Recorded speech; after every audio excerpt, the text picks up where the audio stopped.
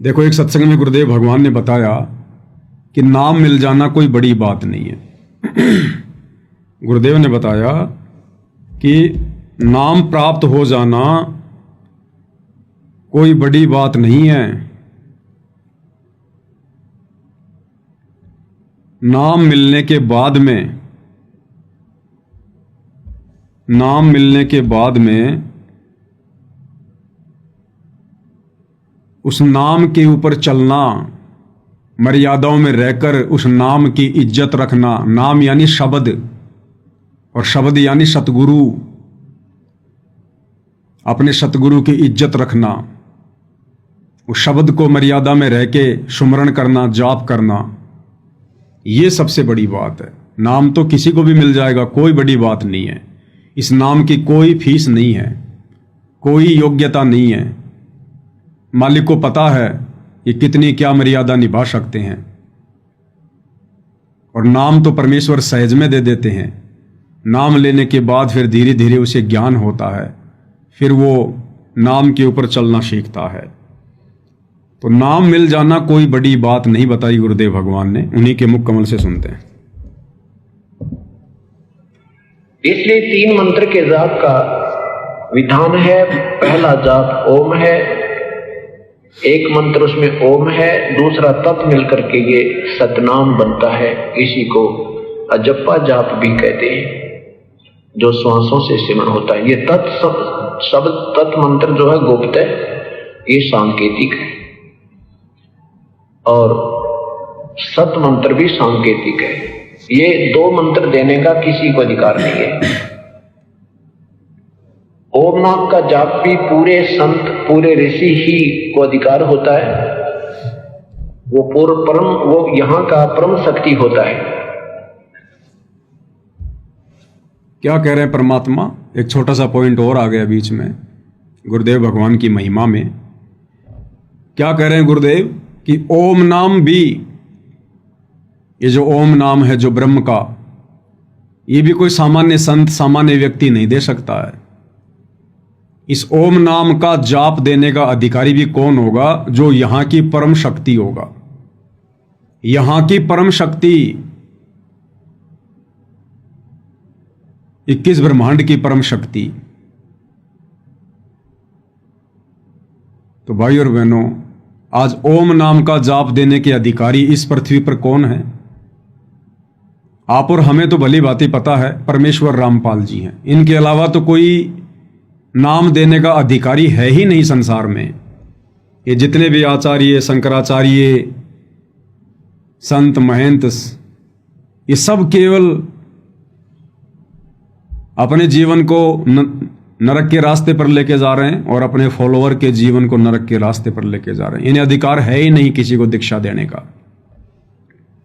ओम नाम की दीक्षा देने का अधिकारी भी वही है जो यहां की परम शक्ति हो।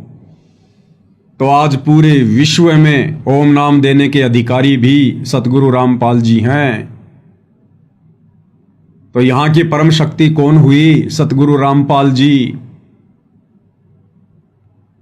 अब आप कहोगे 21 ब्रह्मांड की परम शक्ति तो भाई काल है, ब्रह्म है, फिर सतगुरु रामपाल जी कैसे? ये ओम नाम कोई ब्रह्म ने पैदा थोड़ी किया है कि भाई मेरा ओम नाम है, तुम इसका जाप करो। ये ओम नाम उसको दिया किसने? असल में ओमकार कौन है? सबसे बड़ा ओम कौन है? ओमकार कौन है? आप और हम सभी भगत भाई बहन दोपहर के समय परमेश्वर की असुर निकंदन रमेणी करते हैं, और रमेणी में मंगलाचरण के बाद में सबसे पहली लाइन क्या आती है?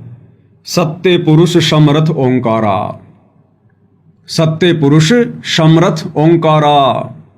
और सबसे बड़ा ओम भी कबीर भगवान है, सत्य पुरुष है, अदली पुरुष कबीर हमारा। इस ब्रह्म को, काल को, ज्योति निरंजन को ओम नाम किसने दिया? कबीर भगवान सतगुरु रामपाल जी ने दिया। इसलिए गुरुदेव भगवान कह रहे कि ओम नाम देने का अधिकारी भी यहां की परम शक्ति है। कोई ओम नाम नहीं दे सकता। ये सत्य पुरुष समरथ ओंकारा, अदली पुरुष कबीर हमारा। तो क्या कह रहे हैं गुरुदेव कि ओम नाम देने का अधिकारी भी यहाँ की परम शक्ति होती है, अर्थात सतगुरु रामपाल जी ही परम शक्ति हैं तीनों लोकों में। ये तो केवल इनके नौकर हैं। 21 ब्रह्मांड का स्वामी काल एक नौकर बैठा रखा गुरुदेव भगवान ने यहाँ।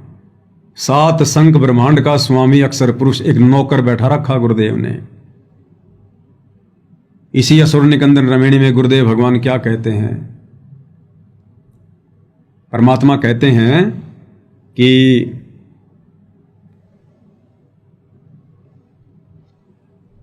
ये जो काल है, जो ब्रह्म है, ये परमेश्वर का चेहरा है, चेहरा। धर्मराय आदि युगादि चेहरा, सुर असुरों का करे निबेरा। ये जो धर्मराय है, जो काल है, ये आदि युगादि चेहरा, ये परमेश्वर का नौकर है सदा से। सुर असुरों का करे निबेरा, अच्छी और बुरी आत्माओं का निर्णय करने के लिए एक जज के रूप में परमात्मा ने इसको यहां बैठा रखा है, एक जेलर के रूप में। क्योंकि ये जो 21 ब्रह्मांड है, ये सतलोक की जेल है। जो आत्मा सतलोक में गलती करती है उसको सजा के लिए यहां 21 ब्रह्मांड में भेज दिया जाता है। ये काला पानी की सजा है। और यहां का एक जेलर बना दिया गुरुदेव ने, एक नौकर छोड़ दिया अपना। काल ब्रह्म धर्मराय आदि युगादि चेहरा और सुर असुरों का करे निबेरा, जो यहां पर सबको कर्मानुसार दंड देता है। तो सबसे बड़ी परम शक्ति स्वयं सतगुरु रामपाल जी भगवान, कबीर परमात्मा। देखो भाइयों और बहनों, इस ब्रह्म को जो ओम मंत्र दिया, ये भी कबीर भगवान सतगुरु रामपाल जी ने दिया। तो ये ओम मंत्र भी वैसे रियल में, असल में कबीर भगवान सतगुरु रामपाल जी का ही है, उन्होंने दिया। उसके बाद परमात्मा श्री ब्रह्मा जी को मिले, फिर उन्होंने ब्रह्मा जी को ओम मंत्र का जाप दिया। ब्रह्मा जी को तो उससे पहले पता ही नहीं था ओम क्या है। दिया किसने ओम नाम का जाप? हम तो कह देते हैं कि ओम नाम का जाप ब्रह्मा जी का है। अरे ब्रह्मा जी को दिया किसने? कबीर भगवान सतगुरु रामपाल जी ने, अग्नि ऋषि के रूप में, किसी युग में जोगजीत के रूप में, कभी सहजदास के रूप में जाते हैं परमात्मा। फिर विष्णु जी को परमात्मा ने हरियम नाम दिया। तो हरियम नाम कोई विष्णु जी ने पैदा थोड़ी किया, दिया किसने? कबीर भगवान ने गुरु रूप में। तो मंत्र किसका हुआ हरियम? कबीर भगवान का, सतगुरु रामपाल जी का। इसी प्रकार उन्होंने गणेश जी को किलियम दिया। तो गणेश जी ने थोड़ी पैदा किया किलियम, दिया किसने? कबीर भगवान सतगुरु रामपाल जी ने। तो असल में यह मंत्र है किसका? सतगुरु रामपाल जी भगवान का। ऐसे ही सोहम मंत्र परमात्मा ने शिव जी को दिया। तो देने वाला कौन? कबीर भगवान सतगुरु रामपाल जी। तो भाइयों और बहनों, जिसको शतनाम मिला हुआ है वो भाई बहन प्रथम नाम को हल्के में ना लें कि भाई ये प्रथम नाम तो देवी देवताओं के हैं। ये सातों के सातों नाम कबीर भगवान सतगुरु रामपाल जी के हैं। सातों के सातों नाम। हाँ, इनके कार्य अलग अलग हैं, इन मंत्रों के, इनसे लाभ अलग अलग मिलता है। जिस प्रकार भारत सरकार अपने सैनिकों को, किसी को तो एक रिवॉल्वर देती है, किसी को AK-47 देती है, किसी को गोला बारूद देती है, किसी को लड़ाकू विमान देती है, किसी को मिसाइल देती है, किसी को परमाणु हथियार देती है। तो वो दे कौन रही है? भारत सरकार दे रही है। अब वो पिस्तौल अपने लेवल का काम करेगी, परमाणु बम अपने लेवल का काम करेगा, लड़ाकू विमान अपने लेवल का काम करेगा, और उनको चलाने वाले भी अलग अलग होंगे। वो भारत सरकार नहीं चलाएगी, जिनको अधिकारी नियुक्त किया गया है वो लोग उनका प्रयोग करेंगे।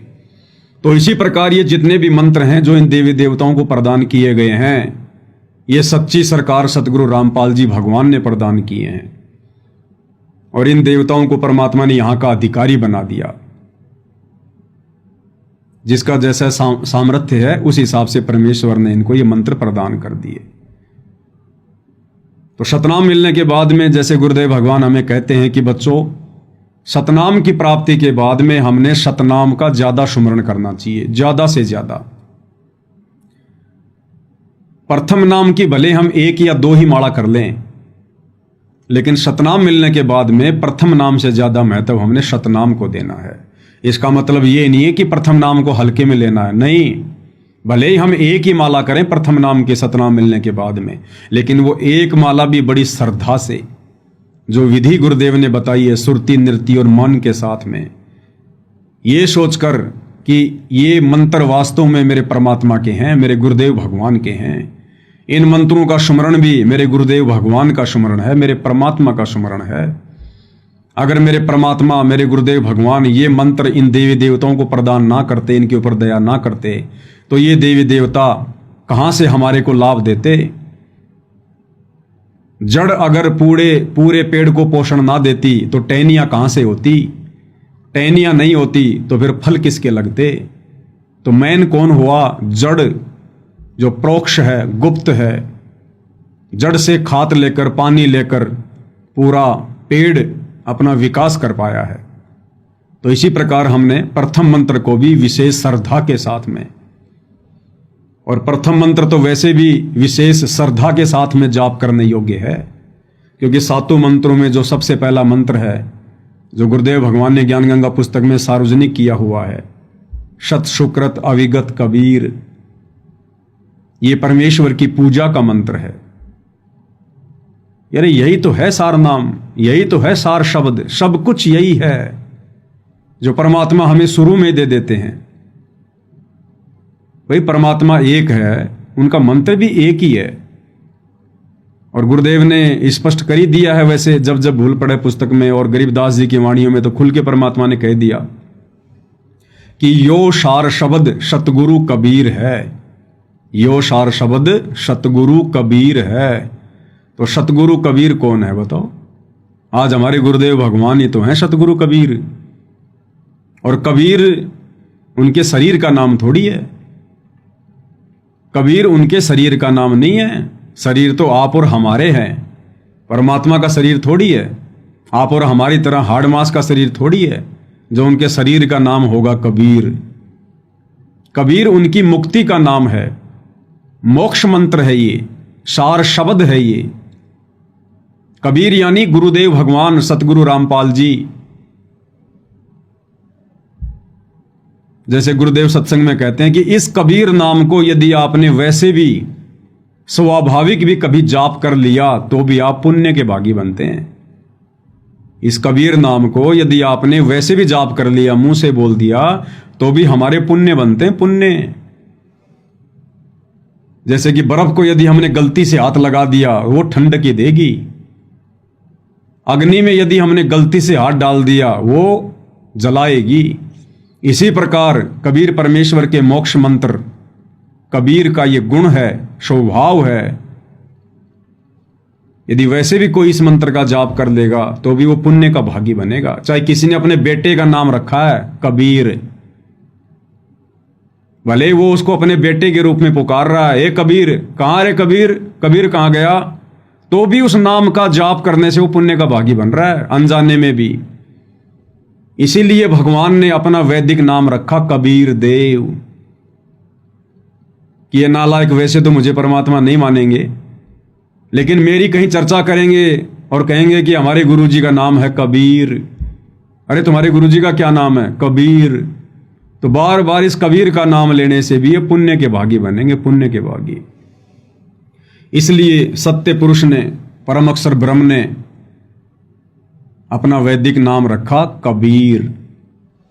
तो प्रथम मंत्र में सबसे पहला जो नाम है यही तो परमेश्वर की मुक्ति का नाम है, मोक्ष मंत्र है ये। ज्ञान गंगा पुस्तक में परमात्मा ने साफ साफ लिखा हुआ है कि सत सुकृत अविगत कबीर, ये परमात्मा की पूजा का मंत्र है। पूजा, ये पूजा है परमात्मा की। तो प्रथम नाम को हमने हल्के में नहीं लेना चाहिए, विशेष श्रद्धा के साथ में हम भगत भाई बहनों ने अपने गुरुदेव की आदेश की पालना करते हुए इसको सुमरण करना चाहिए। और सतनाम मिलने के बाद में फिर हमने सतनाम को ज्यादा महत्व देना है। ज्यादा महत्व देने का मतलब सुमरण ज्यादा करना है। इंपॉर्टेंस तो दोनों की बराबर है, लेकिन फिर हमने सुमरण ज्यादा सतनाम का करना है, क्योंकि सतनाम के जाप से फिर हमारे कुछ विशेष जो पाप कर्म है वो कटने शुरू हो जाते हैं। तो परमात्मा यहां क्या कह रहे हैं कि ये ओम मंत्र देने का अधिकारी भी यहां की परम शक्ति है, परम शक्ति। तो देख लो आज वर्तमान में ओम नाम का जाप कौन दे रहा है, तो हमारे गुरुदेव भगवान कौन हुए? भाई और बहनों, प्रमाण ही प्रमाण हैं, सबूत ही सबूत हैं, लेकिन है सारे संकेतों में, हैं सारे संकेतों में। इसलिए गुरुदेव भगवान कहते हैं, सब सुमरे अपने अनुमाना तो गति लखी न जाए, और कहे कबीर कृपया कर जन पर ज्यों की त्यों समझाए। अपने अपने हिसाब से ज्ञानी बनेंगे तो कुछ नहीं समझ पाएंगे। जिस पर गुरुदेव भगवान रजा करेंगे वही आत्मा समझ सकती है, समझा सकती है। तो क्या कह रहे हैं गुरुदेव? ओम नाम का जाप देने का अधिकारी कौन है? पूरे ऋषि ही को अधिकार होता है।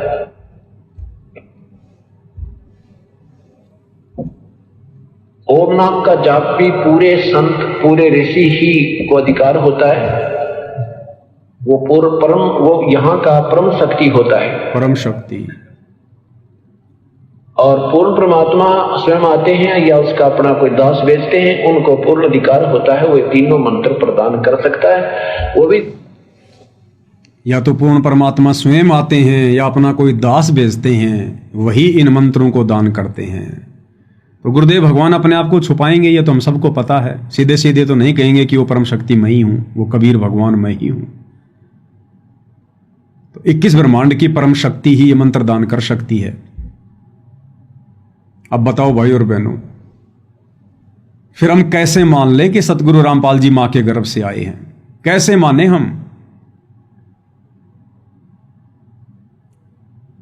21 ब्रह्मांड की जो परम शक्ति है, वैसे डॉक्यूमेंट्री शास्त्रों में, कागजों में इस काल को बताया गया, 21 ब्रह्मांड के स्वामी ज्योति निरंजन को।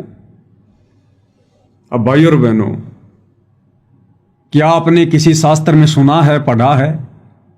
क्या आपने गुरुदेव भगवान के किसी सत्संग में सुना है कि इस काल का मां के गर्भ से जन्म होता है? मरता तो ये भी है, जन्म तो ये भी लेता है। जब 21 ब्रह्मांड का विनाश होता है तो काल और दुर्गा भी मरते हैं, इनका भी शरीर छूटता है। क्या कभी गुरुदेव भगवान ने बताया इनके माता पिता कौन है? क्या बताया गुरुदेव ने? जब ये काल और दुर्गा दोनों अपना शरीर छोड़ते हैं, और इनका शरीर बड़ी दुर्गति से छूटता है, दुर्गति से, जैसे सर्प अपनी केंचली छोड़ता है दुखी हो होकर, ऐसे ही इनका शरीर छूटता है। ये बड़े दुखी होते हैं, बड़े परेशान होते हैं, कायल हो जाते हैं ये। और उसके बाद कबीर भगवान सत्य पुरुष सतगुरु रामपाल जी के आशीर्वाद से, उनके वरदान से काल और दुर्गा को पुनः शरीर मिलता है, युवा शरीर मिलता है इन दोनों को, युवा शरीर। इन दोनों को युवा शरीर मिलता है। ये किसी मां के गर्भ से जन्म लेकर पैदा नहीं होते काल और दुर्गा। क्या कह रहे हैं गुरुदेव भगवान, थोड़ा सुन लेते हैं एक बार। ब्रह्मा जी के 50 वर्ष पूरे हो चुके हैं, 51वां चल रहा है, वो 51 भी पूरे, शेष 49 भी पूरे होंगे और ब्रह्मा जी की मृत्यु होगी। फिर 7 ब्रह्मा की मृत्यु के बाद एक विष्णु की मृत्यु, 7 विष्णु की मृत्यु के बाद एक शिव की मृत्यु। ऐसे 70,000 बार ये इनकी जन्म मृत्यु एक हो लेगी। किसकी? शिव की। तो उस समय 49,000 बार तो विष्णु मर चुका होगा, और 49 को 7 से गुणा कर लो, 3 अरब कुछ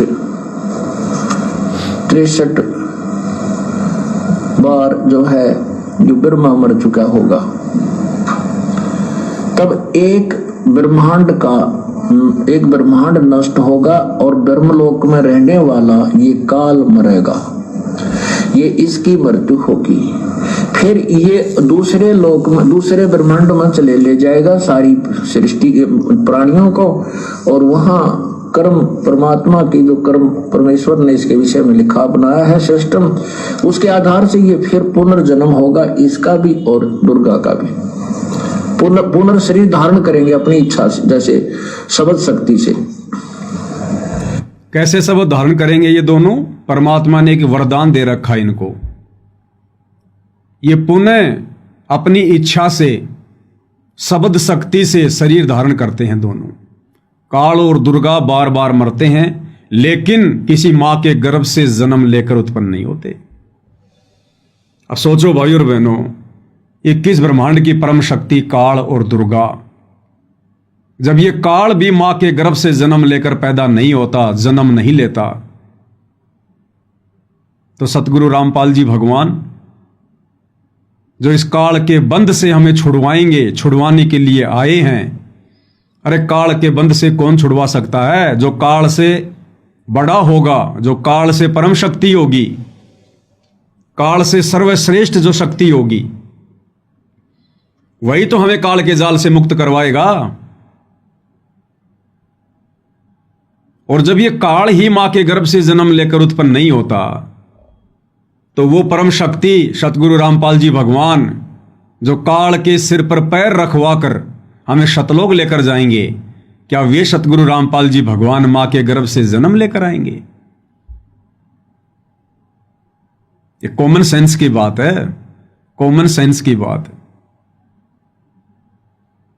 इससे भी हमारा विश्वास दृढ़ होना चाहिए कि गुरुदेव भगवान भले अपने आप को छुपाकर कुछ भी कहें कि मेरा तो जन्म हुआ है, मेरा किसान परिवार में जन्म हुआ है, मेरी माता जी का नाम इंद्रो देवी है, मेरे पिताजी का नाम नंदराम है, वे चाहे कुछ भी कहें, जो मर्जी कहें, लेकिन आप और हमारे लिए क्या गाइडलाइन है? आप और हमारे लिए गाइडलाइन है कि गुरु मानुष कर जानते वो नर कहिए अंध, ओवे दुखी संसार में आगे काल के फंदे। आप और हमने गुरु को मानुष मानने की गलती नहीं करनी, क्योंकि जो मां से जन्म लेता है उसको मानुष कहते हैं। तो विचार करने की बात है, जब ये काल ही मां के गर्भ से जन्म नहीं लेता, ये दुर्गा ही मां के गर्भ से जन्म नहीं लेती, तो काल और दुर्गा से ऊपर जो परम शक्ति, जो इस ओम नाम के जाप को देने की अधिकारी है, इस ब्रह्मांड की परम शक्ति, क्या वो मां के गर्भ से जन्म लेकर आएगा?